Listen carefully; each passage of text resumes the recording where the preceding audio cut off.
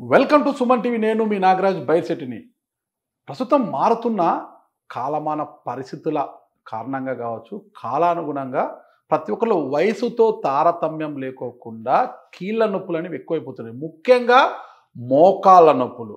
మోకాళ్ళ నొప్పులు అంటే అందరూ కూడా ఒక్కటే శరణ్యం, అదే ఆపరేషన్ వెళ్ళాల్సిందే, మోకాలు చిప్పలు మార్చుకోవాల్సిందే, స్టీల్ ప్లేట్స్ వేసుకొని మళ్ళా పయనం సాగించాల్సిందే అంటారు. అయితే ఆ ఆపరేషన్ అనేది సాదాసీదాగా ఉండదండోయ్.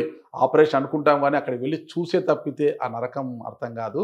ఆపరేషన్ చేయించుకున్న తర్వాత కూడా చక్కగా నడుస్తున్నారంటే చాలామంది ఇబ్బంది పడుతున్న పరిస్థితిని మనం చూసాం.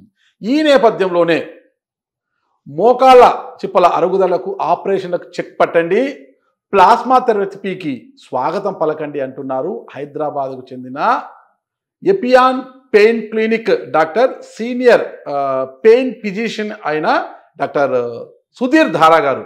ప్రస్తుతం సుధీర్ ధారా గారు మనతో ఉన్నారు. ఎందుకు ఆపరేషన్లకు చెక్ పెట్టాలి, ప్లాస్మా థెరపీకి ఎందుకు స్వాగతం పలకాలి అన్న పూర్తి వివరాలు ఆయనతో తెలుసుకుంటాం. నమస్తే సార్. నమస్కారం అండి. బాగున్నారా? బాగున్నాను సార్, నాకు తెలిసి ఇటీవల కాలంలో వయసుతో తారతమ్యం, చిన్నవారి నుంచి పెద్దవారి వరకు జాయింట్ పెయిన్స్, కీళ్ళ నొప్పులు ఇవన్నీ ఎక్కువ వస్తున్నాయి. ముఖ్యంగా ఒక స్థాయి వచ్చిన తర్వాత 40 years దాటితేనే మోకాళ్ళ నొప్పులు ఎక్కువ వస్తున్నాయట. అసలు ఈ మోకాళ్ళ నొప్పులు ఎందుకు వస్తాయి, ఈ మోకాళ్ళ అరుగుదల అనేది ఎందుకు జరుగుతుంది, అసలు ఒక్కసారి అది వివరించిన తర్వాత మిగతా వివరాల్లోకి వెళ్తాం సార్. మీరు అడిగిన మాట ఒకటి కరెక్ట్. ఏంటంటే ఇంతకుముందు 55 years దాటిన వాళ్ళకే మోకాళ్ళ నొప్పులు చూసేవాళ్ళు. Yes sir. మేబీ మనం చిన్నగా ఉన్నప్పుడు ఏజ్లో 60 తర్వాతే ఓకే మోకాళ్ళ నొప్పి వచ్చి అలా నొలక మంచం మీద అలాగే గాలం గడిపేసేవాళ్ళు, కట్లు కట్టుకొని ఆయింట్మెంట్లు పూసుకుంటా. ఇప్పుడు ఆ 55-60 ఏళ్లలో వచ్చే మోకాళ్ళ నొప్పి 35కి వచ్చేసింది. అవును, కరెక్ట్. అంటే ఇప్పుడు నా క్లినిక్లో నేను ఒక 50 మందిని చూసామంటే 30-35 మంది 30 నుంచి 35-40 ఏళ్ళ వాళ్ళే.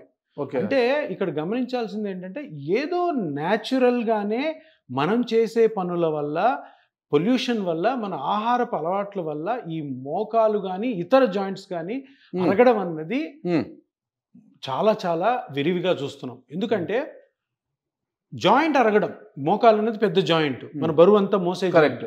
ఆ జాయింట్ ఎందుకు అరుగుతుంది? ఆ జాయింట్ మనం ఎక్కువ వాడుతాం. ఎక్కువ వాడడం అంటే ఏంటి? చిన్నప్పుడు మనం వాడుతున్నప్పుడు ఆ జాయింట్ అరగదు. ఒక 40-45 దాటిన తర్వాత అరగడం మొదలవుతుంది. ఏమరుగుతుంది? దాంట్లో మోకాలులో కొన్ని మెత్తటి పదార్థాలు ఉంటాయి. ఆ మెత్తటి పదార్థాలు అరగడం వల్ల ఈ ఎముక రాసుకుంటుంది అనమాట. రెండు బోన్స్ మధ్యలో గ్యాప్ ఇట్లా ఉంటే ఫ్రీ ఉంటుంది. ఆ గ్యాప్ మధ్యలో కొన్ని మెత్తటి పదార్థాలు ఉంటాయి. ఈ వాడకం వల్ల ఈ రెండు ఎముకలు రాసుకోవడంతో నొప్పి వస్తుంది. అది మోకాళ్ళు అవ్వచ్చు, హిప్ జాయింట్లో అవ్వచ్చు, స్పైన్లో అవ్వచ్చు, షోల్డర్ అవ్వచ్చు, ఇతరత్ర యాంకిల్ కానీ, రిస్ట్ కానీ, యాంకిల్ జాయింట్ కానీ, రిస్ట్ కానీ, ఇంకా ఏ చిన్న చిన్న జాయింట్స్ కూడా ఇవి కూడా అరుగుంటాయి. సో ఇవన్నిటికీ కారణం ఏంటంటే మనము జాయింట్ని సరిగ్గా కేర్ తీసుకోకపోవడం.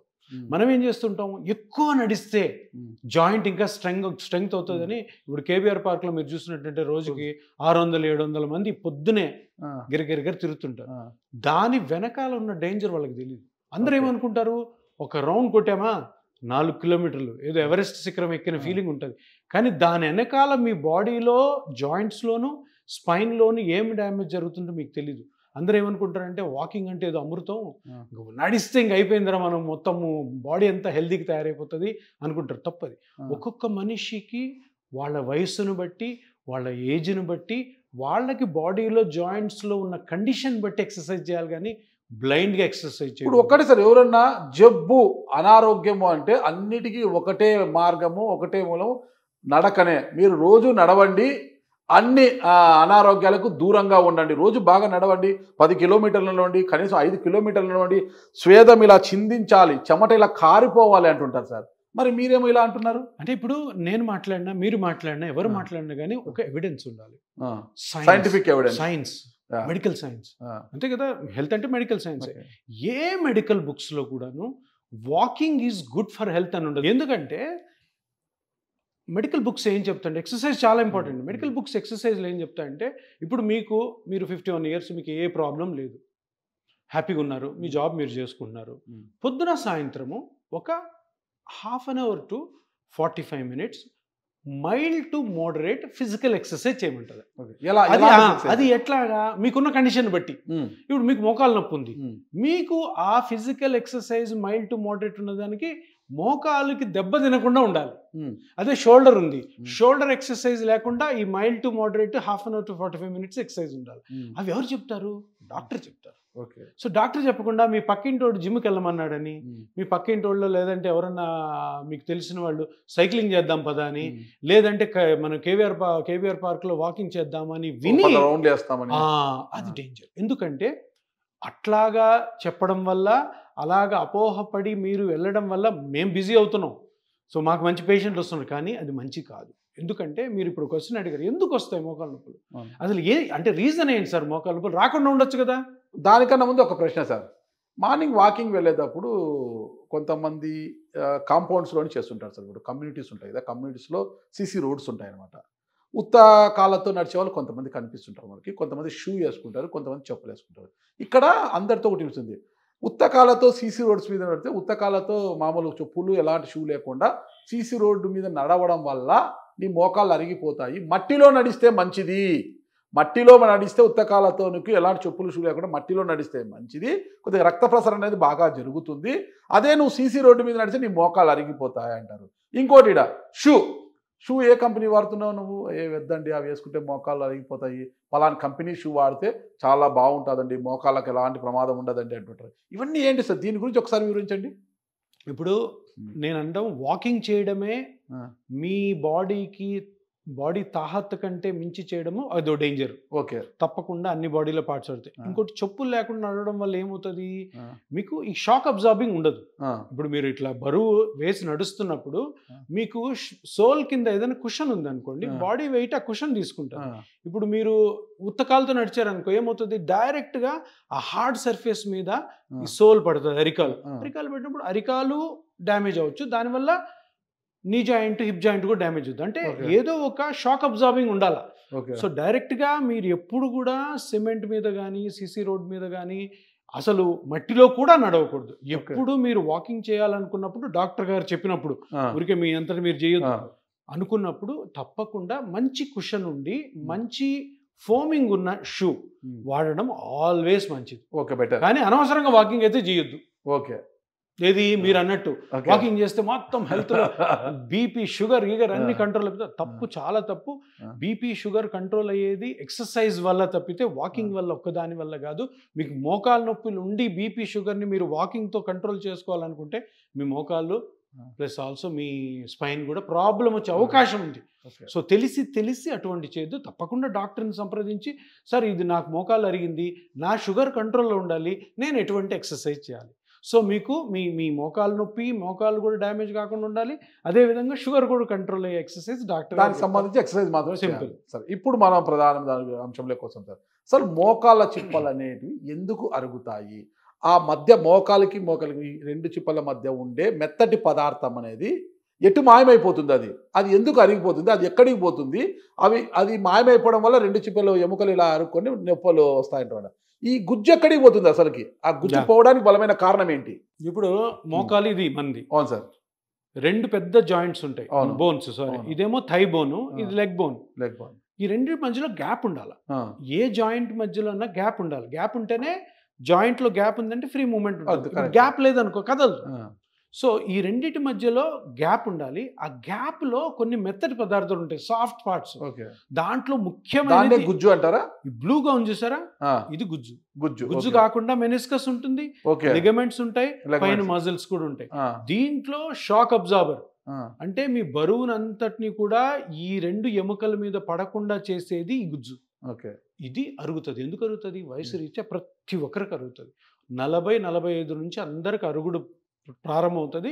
వాళ్ళు చేసే యాక్టివిటీ బట్టి, వాళ్ళ మోకాళ్ళలో ఉన్న శక్తిని బట్టి, ఆ గుజ్జు యొక్క స్ట్రెంగ్త్ని బట్టి ఈ మోకాళ్ళలో ఉన్న గుజ్జు 40-45 నుంచి ప్రారంభమై 50 కరిగిపోవచ్చు, 55 కరగచ్చు, కొంతమంది అదృష్టవంతులకి 70, కొంతమందికి 80 వరకు కరగచ్చు. అది మన తలరాత మీద డిపెండ్ అయింటుంది, అఫ్కోర్స్ మీ యాక్టివిటీస్ బట్టి కూడా. సో ఈ గుజ్జు అరిగితే ఏమవుతుంది, ఈ రెండు ఎముకల మధ్యలో స్పేస్ పోయి రెండు ఎముకలు రబ్ అవుతాయి. రబ్ అయినప్పుడు పెయిన్ వస్తుంది. అంటే నీ మోకాలు అరిగిపోయి మోకాలకి పెద్ద పెద్ద ఆపరేషన్లు చేయించుకోవాల్సి అనుకున్న వాళ్ళందరికీ కూడా ఒక ఒక ఒక లెసన్ ఏంటంటే అసలు ఎందుకు మోకాల్లో నొప్పి వస్తుంది అంటే మోకాలులో 2 ఎముకల మధ్యలో ఒక చిన్న గుజ్జు అని పార్ట్ ఉంటుంది. అది చిన్న ప్రాంతంలో అరగడం వల్లనే వస్తుంది. సరే ఎట్లా అరుగుతుందని మీరు అనొచ్చు. అంటే అందరూ అనుకుంటారు ఇది గుజ్జు కదా సార్ మొత్తం అరిగిపోతుందా? కాదు, అది ఒక లిక్విడ్ పదార్థం, లిక్విడ్ కాదు, it's not liquid. Like liquid లా ఉండదు, అది కుషన్ లాగా ఉంటుంది.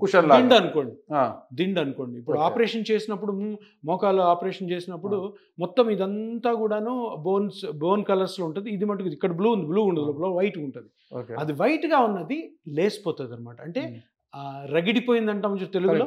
అట్లా అంటే ఎట్లా రగిడిపోయి ఉంటుంది అంటే ఇప్పుడు చూడండి ఇట్లా అయిందా, ఎర్రగా ఏం చూస్తారా? కరెక్ట్.